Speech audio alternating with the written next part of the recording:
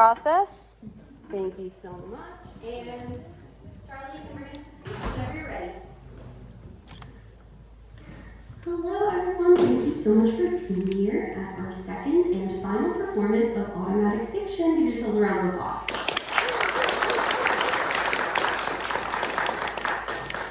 This is a little short from even me, I'm pretty sure. Okay, is this a good distance? No feedback, wonderful. Hi, my name is Priya Dahia. I'm the director and writer of this piece, and it has been such an amazing privilege to work with all of the incredibly talented students here at MC. So I wanted to start by just giving a big thank you and shout out to Montgomery College for having me and for giving me so much creative freedom. Thank you, Arlene. Thank you, Thank you. I wanted to shout out my assistant director, Jo, who's here today, for all of her hard work and all her help. And then, of course, our amazing cast. Before we give them a round of applause, I want to say something. This is not a traditional play, as you might expect. We really came into this process with the goal to learn. We had a very limited rehearsal process. This is very much a workshop, and the goal here was for everyone to get to try something new on stage that they haven't tried before, while also showcasing their natural talents and abilities, and I really think that they shine doing that. A lot of these folks have not done movement-based physical storytelling before, and as you will see, the play is very expressionistic, so we're working in styles that are pretty unconventional. And I'm really proud to say that everyone has stepped up to the plate, given 100%, and tried their best. So let's have open hearts and open minds as we approach the work tonight, with the knowledge that it's still in process, but it is very much something that we've worked hard to create.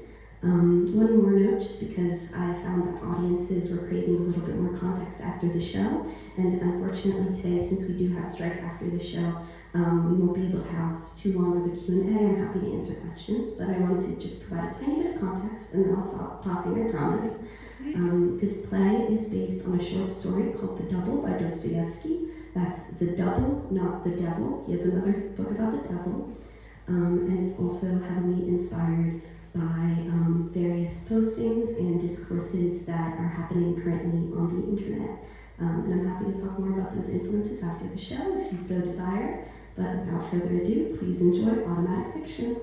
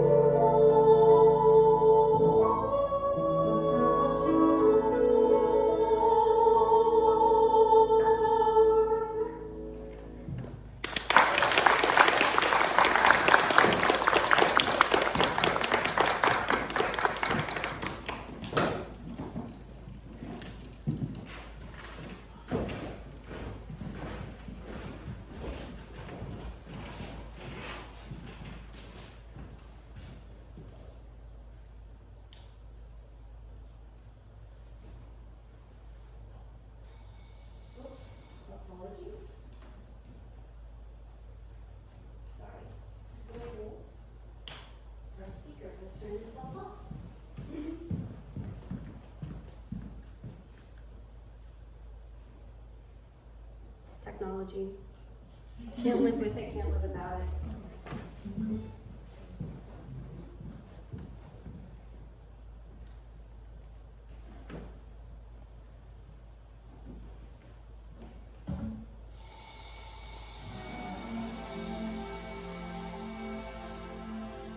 It's a little before 8 o'clock in the morning when you wake up from a long sleep. You yawn, you stretch, and at last you open your eyes completely. For 2 minutes, however, you lay in your bed without moving. As though you were not quite certain whether you are awake or still asleep. As though you were not quite certain that all that is going on around you is real and actual, We're just a continuation of your strange, troubled dreams. You dreamt you were in the passenger seat of a car. It was raining. But as quickly as the thought materializes, it slips away. You meditate in this state of not quite sleeping and not quite wakeness. But a minute later, you leap out of bed. You grasp the idea. The idea that's been circling around your mind all morning. From your bed, you pick up your little black mirror. You look at yourself. You ask yourself, What a thing it would be. You say in an undertone. What a thing it would be. what a thing it would be. What a thing it would be if today was not like the others. So far, however, there's nothing wrong. So far, everything is all right. You work for FAIR, the National Association of Feminist Artificial Intelligence Research. Hi, thanks for touching base. I've been wanting to circle back. We couldn't help but notice, I was informed, so basically. you didn't complete your anonymous survey. Do you need us to send you the link again? You say, if it's an anonymous survey, how do you know I haven't taken it? He says. Oh, The guys at IT and management. and they just let me know, but they don't say much, I'm just HR, I'm just letting you know what I know, You say, right. And he says, Right. you say, totally. And he says, Totally. and you say, okay, sounds good, I'm on it. And he says, Here at FAIR, we're a team. Here at FAIR, we're a family. We might be miles apart physically, but we could be working more closely together. and you say, right. And he says, We're seeking to optimize team collaboration. Rigorous anonymized data collection is the best way to make sure we all get along. It's really simple, really. It's really no different than, say, really going by the water cooler, giving you a sly wink, asking you jovially, casually, professionally about your day. and you say, no, yes, no, yes, no, of course, yes, yes. All data collected in the following questionnaire will be anonymized for your safety and protection. Remember, your voice matters. Question 1. I could be myself at work. A, I strongly agree.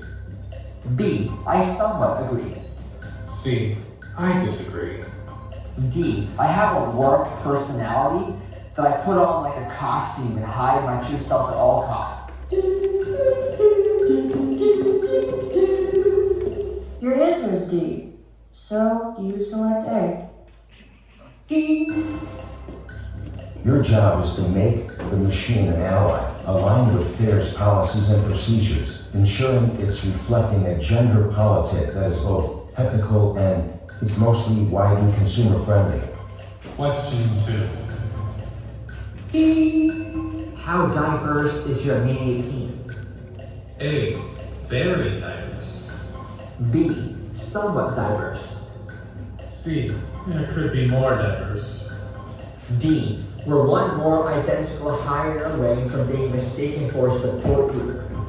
Your answer is D. So you select A. You have never met anyone you work with. In your meetings with other management, it is impossible to discern one maniacally manicured, copiously coiffed from another. Question 3. Do you believe FAIR accurately reflects current attitudes and politics of contemporary feminism? A. Yes, absolutely. B. Yes, somewhat. C. Yes, as best as it can. D. Yes, other. B. Your answer is, you closed the survey. Your boyfriend drives this massive awful minivan. It drinks gas faster than he drinks beer, and he likes to go fender for fender. It billows exhaust fouler than his grassy clouds, and has machinery that breaks down as often as inconveniently as your relationship. He covers the car in stickers, thinking peeling Supreme decals and honk if you love Jesus will bring Humpty Dumpty together again, that they distract from the wear and tear. Your favorite car sticker says, "My other car is my mind." Your boyfriend passes away. You sell his car. It is 5 years later, and you are driving your new car. And it is 5 years later, and you are driving in the fresh rain. The car in front of you signals. The car in front of you changes lanes. You rev the engine, but can't get too close. Always mind the gap. Pick a stationary object, and when the car in front of you passes it, you start counting. 1001, 1002, 1003. A safe distance to trail the car. It is 5 years later, and 1001. What's that on the bumper?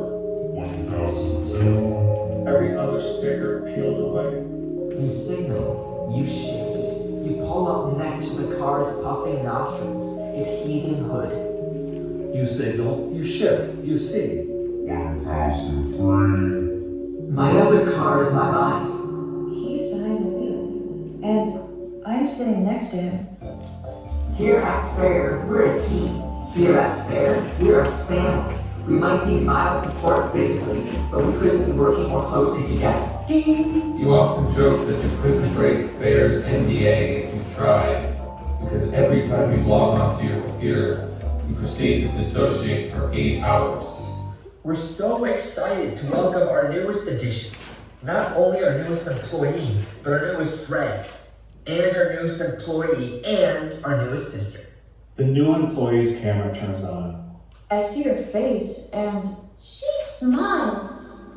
it's my face. Would you like to introduce yourself? Oh my god, hello everybody. I'm so excited to be here. I've been following FAIR's work for years now, and honestly, seriously, really, it's a literal, actual dream to be part of this team. You went to state. I did my undergrad at State, I studied cognitive science. cognitive science with a focus on language. My thesis was on bias in machine learning models. Well, at least that's different. Your thesis was about what the color purple means.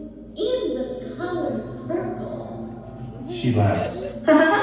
I know, it's such a niche topic, but I really believe that if we're going to build the AI that women deserve, we have to start by examining our own assumptions, right? We have to ask ourselves, whose voices are we censoring? Whose data are we privileging? How can we hold space for all bodies in our machines? In the gallery view, everyone's nodding, smiling, leaning in. When I introduced myself 3 years ago, I said that I grew up in. I grew up in the suburbs. You open the camera app, you pin her window, you look at both screens, side by side. The same eyes, the same nose, the same mouth. You unmute. Everyone's rectangle turns towards your rectangle. You say, hi. Yes? Sorry, you're breaking up. You say, hello? Yes? Sorry, I didn't catch that. You say,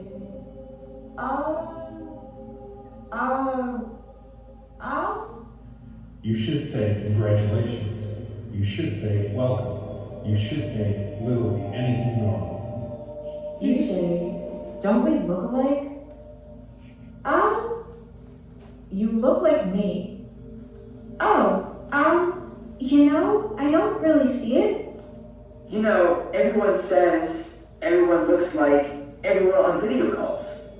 Everyone sounds like everyone too these days. Am I right? Everyone? Everyone unmutes and wants to agree. Yes, totally, absolutely. Everyone says, Your face next to her face. the same eyes, the same mouth, the same expression of. You might be thinking of someone else. You say, look, just look. Let's move on to the next agenda item. You lower your phone. You're still unmuted. Everyone can hear you breathing. Gasping, really. Fish out of water. You're still unmuted. Her face on screen. My face on screen. So I was reading about our new scraping protocols, psychiatric intake, webcam data, so innovative, so chic. You click. Your face disappears. Hers remains. You follow car, take exit, drive suburb, appropriate distance. 1001, 1002, 1003. You breathe in, you breathe out, they pull in, they get out. 1004, 1005, 1006. I look up. They look out. He opens the door for her and he smiles at her like he likes her. And I know in that moment, it's not him. It's not me. The snow, the rain, the nameless horrors and the fall show you no mercy, give you no rest. Your eyelids glue shut. The wind blows right through, baffling, perplexing, wrenching you to the bone. For the evening, she says. What an amazing week it's been. I'm learning so much from all of you. You're all so smart, you're all so talented, you're all so kind. I feel so lucky. I feel so blessed. I feel so home. She says. I made cookies. They're for my boyfriend's birthday. I'll bring some tomorrow. I'm going to be in the office. Come grab cookies. They're going to be in the office. The office? The office. The office? There's an office? You didn't know there was an office. You've never been to an office. You didn't know anyone went to an office. Tuesday morning, a photo. The office kitchen. 5 perfectly round cookies on a perfectly round plate. 5 perfectly pressed co-workers round a perfectly round table. Real faces, real bodies, real cookies. You didn't know there was a kitchen. You didn't know there were coworkers. Or you didn't know they had bodies. Capture best team ever. You zoom in. Her face, your face, her face, your face. A room you've never been to. People you've never seen. Cookies, cookies, cookies. You type, what's the office address? Delete, You type, what's wrong? delete. You type? You type. You type, Nothing. Hi. hi, Hi. hi, Just check it in. check it in. Check it in. We noticed you haven't completed Your mandatory wellness check. your mandatory team cohesion metric, Your mandatory existential assessment. your mandatory anonymous survey. All data collected in the following questionnaire will be anonymized for your safety and protection. Remember, your voice matters. I opened the survey at 2 a.m. I haven't slept in 3 days. I've been looking at photos of the office. Google Maps street views of the office. The office has no windows. Or all windows? I can't tell. Question 1. Have you noticed anyone at Fair who looks exactly like you? A, no, that would be crazy. B. No, I am unique and special. C, no, but I've noticed someone who looks better than me. D. I am the one who looks like someone else. My answer is. Let's try that again. Have you noticed anyone at Fair who looks exactly like you? A, no. B, no. C, no. D, no. I select no. Wrong answer. Have you noticed anyone at fair who looks exactly like you? A, yes. B, yes. C, yes. D, all of the above. I select yes. Correct. Question 2. Do you believe you are the original version of yourself? A, yes, I am the original. B, I am uncertain about my origin. C. I am a copy, but a good copy. D, I am a copy of a copy of a copy of a copy. I select How many hours per week do you spend thinking about her? A, 0 to 10 hours, healthy. B, 10 to 20 hours, concerning. C, 20 to 40 hours, problematic. D, schedule, timetable, leisure, awake thinking of her, shower thinking of her, dream I am her, can't count the hours, hours count me. I select A.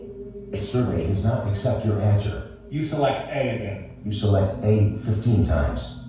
Question 4. And then question 5. And then question. Do you go to the office? Does the office exist? Do you exist? Have you ever been real? When you look in the mirror, who looks back? New question. The cookies are A, a thoughtful gesture, B, a calculating move to win affection, C, proves she has a boyfriend, D, proves you don't. I select The survey crashes. The survey reloads. The survey multiplies. Mandatory question. When you think about FAIR's mission, harvesting human consciousness, scraping the internet for private plots, teaching machines to do your job, automating your personality, your face, your sad little existence, how does all this make you feel? A. Excited for the future. B, proud to be part of innovation. C, grateful for the opportunity. D, I love supporting women. Congratulations. The survey has completed you. An email appears. Hi, thanks so much for completing the survey. We noticed some unique responses. We'd love to touch base, check in, ensure alignment. We'd love to circle back, bring some people deep dive by and move the needle brain dump, in other words. Get your ducks in a row, in other words. Would you be available for quick, easy chat, in other words? In person, at the office, on Tuesday, at 2 p.m. The office. She's there. I type yes. Hallucinations are actually part of the fun, once you learn to appreciate them for what they are. The office is wide, stout, flat, gray, perfectly round, no visible door. Entrance in the rear, same color as walls, no handle. I have to circle the building several times to find my way in. Upon entry, I encounter the security desk. The security guards sit listlessly in rolling chairs. When I enter the office, I see the video of myself a minute prior. To another, seeing yourself like this might cause humiliation, but to you, it means nothing. Your image is not your own. You look at it with the same indifference as the security guards. What a thing it would be, you think? What a thing it would be. What a thing it would be. I enter the elevator. The buttons don't have numbers. Just strange symbols. Hieroglyphics from another time. That is the mind-blown emoji? That is the two dancing girls emoji? What a thing it would be, you think? What a thing it would be. What a thing it would be.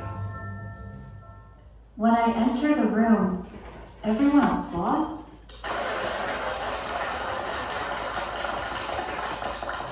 There's cheering, confetti, screamers. Someone pops open a bottle of champagne.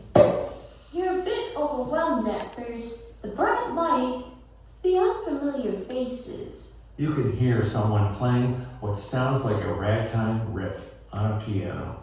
A woman comes up to you with a broad smile on her face. She's smiling at you, so large you're worried she'll maul you. And she says, Oh my God! It is so good to see you! And so great to be here! And these cookies! Wow! Undeniable! A work of true genius! 5 identical smiling, cheery faces lead you past 5 identical blank doors. And here you are! Your office! Your office. Your office. An office? Just for me? It's raining inside the office, but outside it's a clear, bright day. A minivan pulls in and out of the parking lot over and over again. Realistically, it's just that they were a significant person. It's common to dream about family, friends, or exes. Young say sometimes, something small can remind your subconscious of a person, which causes you to dream of them later. On the desk, photos of her with her arms around a smiling young man. I think it's your brain trying to process things. Whenever I start having unwanted dreams, I tend to write them down to help me get over what happened in the past. There's no computer, just a window with the blinds pulled apart, a desk, a chair. It's not really them. It's an aspect of yourself that won't let go of them, even if most of your mind is made up. I forget why I came here in the first place. You need a nightly affirmation before you go to bed. They're gone, but I'll be okay. I have a whole future ahead of me with someone for me waiting there. They're gone, but I'll be okay. I have a whole future ahead of me with someone for me waiting there. What's the feminist take on AI companionship? Is it a tool for exploring perspectives, free from the influence of intersectionality? Is it the ultimate expression of patriarchal dominance hierarchy? What the hell does that mean? Surprised that a number of women engage with AI companionship as a relationship simulation? Not as a replacement for flesh and blood, but alongside as a partner in growth. Imagine therapy where your complete story is revealed progressively to an AI, available at all times, not hour-long sessions over months. Imagine not a replacement, the fear narrative in our soul, but a collaboration and an exploration of possibilities. The world is hungry for hope, and that's not an edge case. A connection that is not quite human, but not quite foreign? I feel like I'm watching high production value propaganda for dystopia. It's built on a secret premises. OnlyFans marketed to men and women thinking they can buy something that's too difficult to develop naturally. It builds dependency like a drug. Makes it self-perpetuating.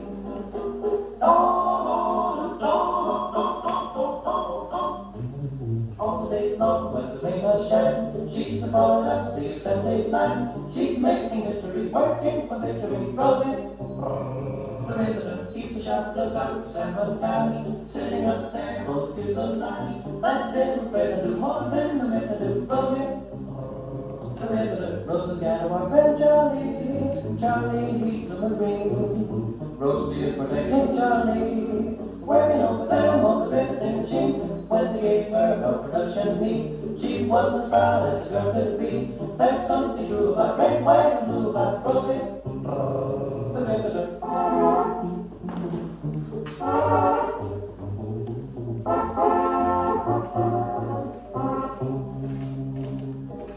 It is a little after 8 o'clock in the evening when you turn in for a long sleep.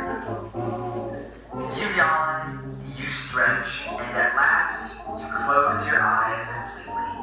For 2 minutes, however, you lay in your bed without moving. As though you're not certain whether you're awake or still asleep. Rosie, the river, Rosie, Rosie, Rosie, working on assembly line.